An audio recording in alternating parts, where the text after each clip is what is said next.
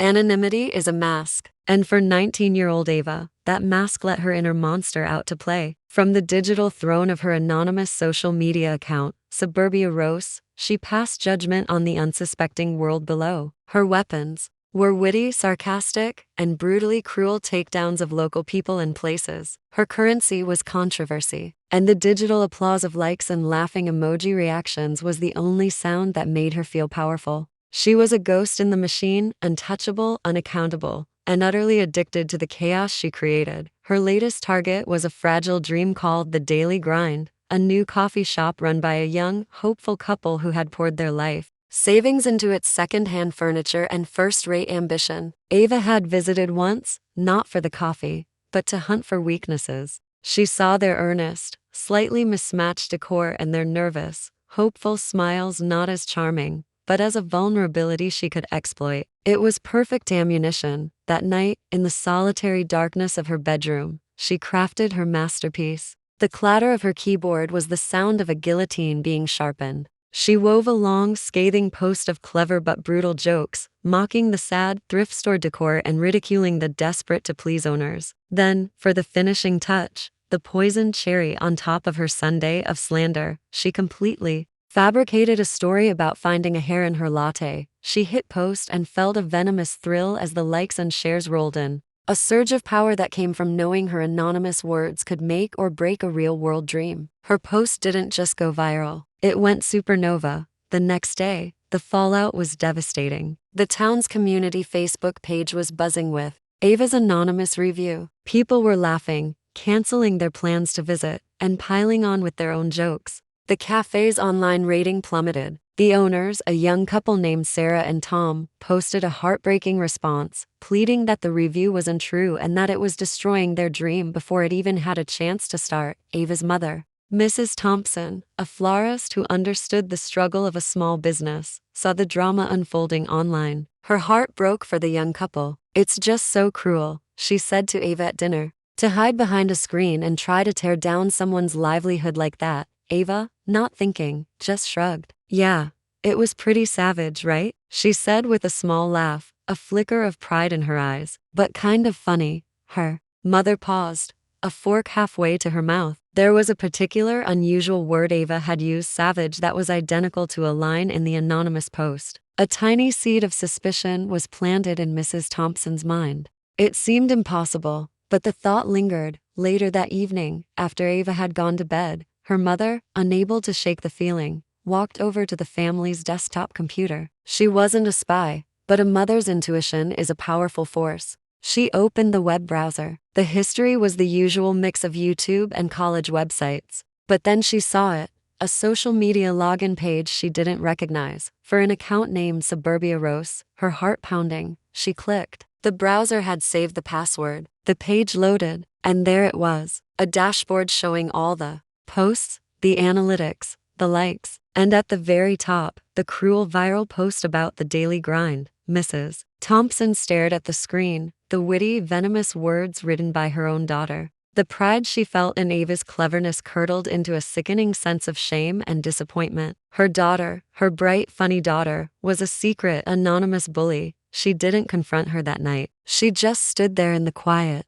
darkness of the study, the glow of the screen illuminating the truth. She closed the laptop, her mind already formulating a plan. This was not a problem that could be solved with grounding or taking away a phone. This required a lesson in reality, a lesson in consequences, a lesson her daughter would never forget. She walked toward Ava's room, a look of steely, heartbroken resolve on her face, and knocked on the door. Ava was scrolling through the comments on her latest post when her mother knocked and entered. Mrs. Thompson's face was calm, her expression unreadable, which immediately put Ava on high alert. "Ava," her mother began, her voice even. "I was just reading about that poor new coffee shop, the Daily Grind. Such a shame what's happening to them." She paused, her eyes searching her daughter's. "The person who wrote that post is quite the writer. Very savage."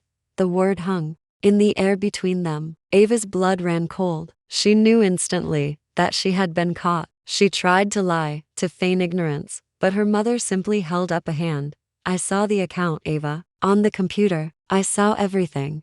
The denial died on Ava's lips, replaced by a wave of hot, suffocating shame. Her shield of anonymity had been shattered. "This is not a joke," her mother continued, her voice still quiet but now filled with a powerful disappointment. "This is not a prank. These are real people, with real savings and real dreams. Your words, your witty little post, could bankrupt them. Anonymity doesn't make you clever, Ava. It makes you a coward." "Mom, I'm sorry," Ava whispered, tears welling in her eyes. "I didn't think." "No, you didn't think," her mother agreed. "You just wanted the likes. You wanted the attention. Well, now you are going to get some real, unfiltered, face-to-face attention. Here is your punishment." She laid out the terms, and they were far worse than anything Ava could have imagined. "First, you will bring me your phone, and we will delete that account permanently. Second, you are grounded for a month, but you will not be staying home. Tomorrow morning,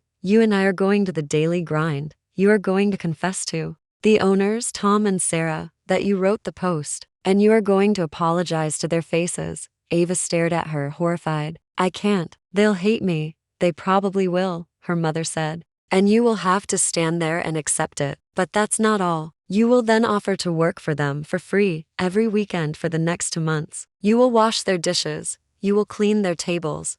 You will mop their floors. You will see firsthand the hard work that you so easily mocked. And you will have to face every single customer who comes in, the very community you tried to poison against them. That is your consequence. To undo the damage you did, 1 cup of coffee at a time." The next morning was the most humiliating of Ava's life. She stood before the young couple, her mother standing silently behind her, and confessed. She saw the look of hurt and betrayal in their eyes. Tom's jaw was tight with anger. Sarah just looked heartbroken. After a long, painful silence, Tom finally spoke. "If you're serious about making this right," he said, his voice cold, "be here at M tomorrow. The floors need mopping." The following weeks were a trial by fire. Ava traded her keyboard for a mop, her clever remarks for a quiet "Can I take your order?" People from town recognized her. Some whispered, some glared, but she did the work. She scrubbed, she cleaned, she served, and in the process,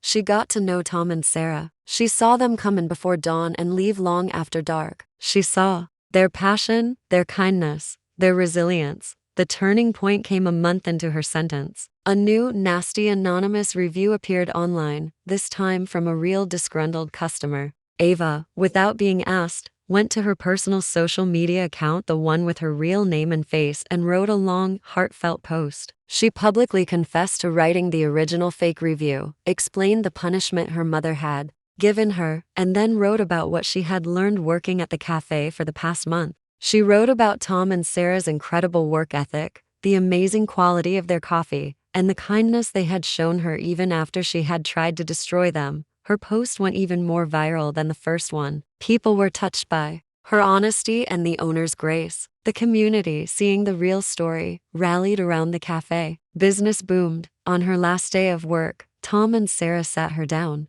"We want to thank you," Sarah said, a genuine smile on her face. "And we'd like to offer you a real, paying job, if you want it." Ava smiled, tears in her eyes. She politely declined but promised to be their most loyal customer. As she walked home, she realized she had learned the most valuable lesson of her life. It was easy to be a critic, to tear things down from the safety of the shadows. But it took real character, real strength, to build something up, to face the consequences, and to turn a cruel joke into a second chance. The anonymous life was over, and for the first time, she was proud to be seen.